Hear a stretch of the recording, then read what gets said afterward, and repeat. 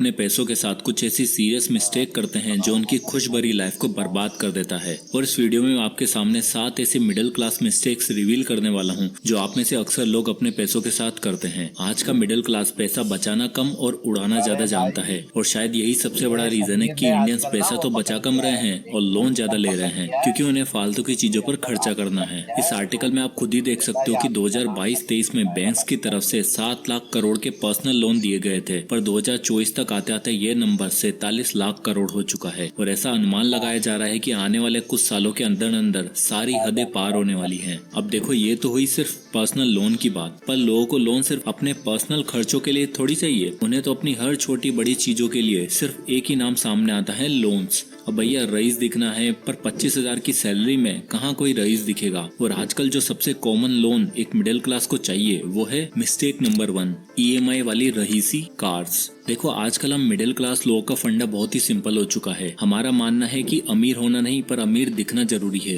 और अमीर आप कैसे दिखोगे? जब आपके पास महंगी और बड़ी गाड़ी होगी। और इसलिए हमारे रमेश बाबू ने भी कुछ ऐसा ही किया। अब दरअसल हुआ क्या, रमेश भाई काफी टाइम से एक ही कंपनी में काम कर रहे थे। उनके साथ के कलीग्स जॉब छोड़कर चले जाते तो उन्हें अच्छी हाइक मिलती। अब उनके सभी कलीग्स फोटो डालते, अच्छी अच्छी लोकेशन पर जाते, तो रमेश बाबू ने सोचा कि क्या ऐसा किया जाए जिनसे उन सभी की बराबरी कर सकूं, प्लस में अपनी तरक्की भी तो दिखानी थी। इसलिए उनको ख्याल आया, गाड़ी लेते हैं। अब 2.5 साल से एक ही जगह काम कर रहे हो तो उन्हें कुछ खासी हाइक तो मिली नहीं, बट उनकी सैलरी 50,000 पर मंथ के आसपास थी। अब बात यह है कि अगर आपको किसी को जलाना है तो छोटी गाड़ी लेकर तो जला नहीं सकते, इसलिए 10 लाख से ऊपर की गाड़ी देखो। अब रमेश बाबू ने सर्च करी और सबसे लेटेस्ट ट्रेंडी गाड़ी ढूंढी जिसको लोग मुड़ मुड़ कर देखें और उनकी नजरों में आए कि इंडियंस पैसा तो बचा कम रहे हैं और लोन ज्यादा ले रहे हैं क्योंकि उन्हें फालतू की चीजों पर खर्चा करना है। इस आर्टिकल में आप खुद ही देख सकते हो कि 2022-23 में बैंक्स की तरफ से 7 लाख करोड़ के पर्सनल लोन दिए गए थे, पर 2024 तक आते आते ये नंबर 47 लाख करोड़ हो चुका है और ऐसा अनुमान लगाया जा रहा है कि आने वाले कुछ सालों के अंदर अंदर सारी हदें पार होने वाली हैं। अब देखो, ये तो हुई सिर्फ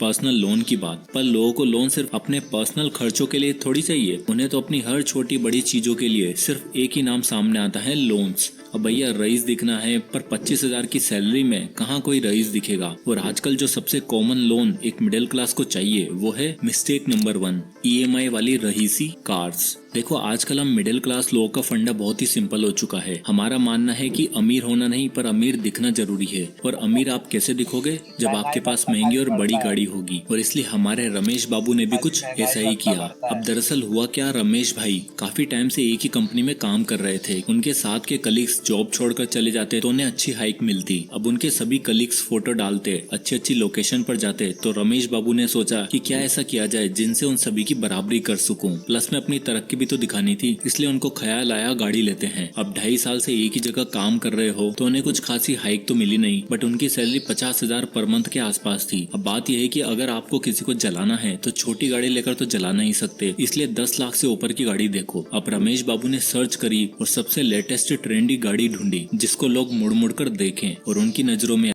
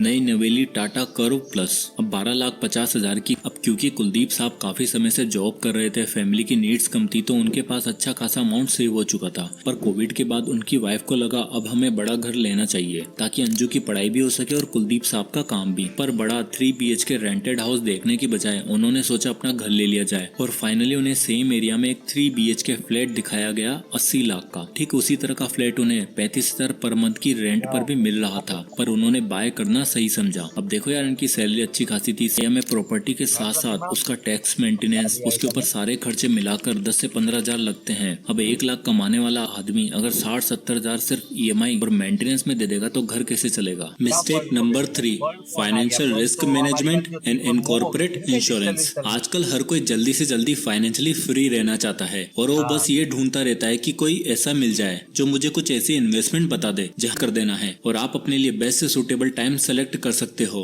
जिससे डिटो की टीम आपको कॉल करेगी और आपको एडवाइस देगी कि आपके लिए कौन सा हेल्थ इंश्योरेंस बेस्ट रहेगा। और डिटो की टीम न केवल एडवाइस देगी बल्कि किसी भी हेल्थ प्लान को बाय करने से पहले जो हमें कुछ की फैक्टर जानने चाहिए, जैसे claim settlement ratio, volume of complaints, amount settlement ratio, bonus in case you don't make a claim, free health checkup every year, cover for alternative treatments, इन सब की नॉलेज देगी, जिससे कि आप एक अच्छा हेल्थ इंश्योरेंस बाय कर पाएंगे। और डॉक्यूमेंटेशन और क्लेम सेटलमेंट में भी आपको हेल्प करेगी। तो अगर आप भी अनवांटेड कॉल से बचकर अपने इंश्योरेंस के लिए स्पैम फ्री प्लेटफॉर्म की तलाश कर रहे हैं तो डिटो के साथ अभी कॉल या चैट शेड्यूल करें, लिंक डिस्क्रिप्शन में मिल जाएगा। मिस्टेक नंबर 4, एसेट बोरिंग है, नो एसेट। तो अब जो इंसान गाड़ी, घर और अनटशन खाने के खर्चे नहीं करता, वो एक सबसे बड़ी गलती करता है, नॉट बिल्डिंग एसेट्स। दरअसल मोस्टली मिडिल क्लास पेरेंट्स और लोगों की गलती ये होती है कि वो हमेशा बेसिक एजुकेशन और हायर एजुकेशन पर ध्यान देते हैं, जबकि world famous author Robert Kiyosaki का कहना है कि फाइनेंशियल एजुकेशन और वेल्थ बिल्डिंग का कॉन्सेप्ट भी उतना ही इम्पोर्टेंट है जितना कि नॉर्मल एजुकेशन। और सच बताऊं तो मोस्टली मिडिल क्लास लोगों को EMI भरना, बड़ी गाड़ी, iPhone 16 लेना, ये सब तो बहुत अच्छा लगता है, पर अपने लिए एसेट बिल्ड करना, कोई बिजनेस बिल्ड करना, इन्वेस्टिंग करना बिल्कुल बोरिंग लगता है। इन्हें 10-20 हजार से लेकर 50-60 हजार तक EMI में देना, ट्रिप का इन्हें सब पता होता है। ट्रेन का टिकट 1500, होटल 5,000, खाना पीना 7-8 हजार, बाइक राइडिंग 6-7 हजार, यहाँ घूमना वहाँ घूमना 20-25 हजार पर पर्सन की पूरी आइटनरी होती है। और सब कुछ चाहिए लग्जरियस नवाबों वाले शौक, और ट्रिप पर जाने के बाद अलग से और खर्चा होता है। पर गोवा तो जाना है, हर 2 महीने बाद एक ट्रिप पर जाना है, यानी कुल मिलाकर 2 महीने पैसे कमाओ, फिर 2 दिन ट्रिप में उड़ा दो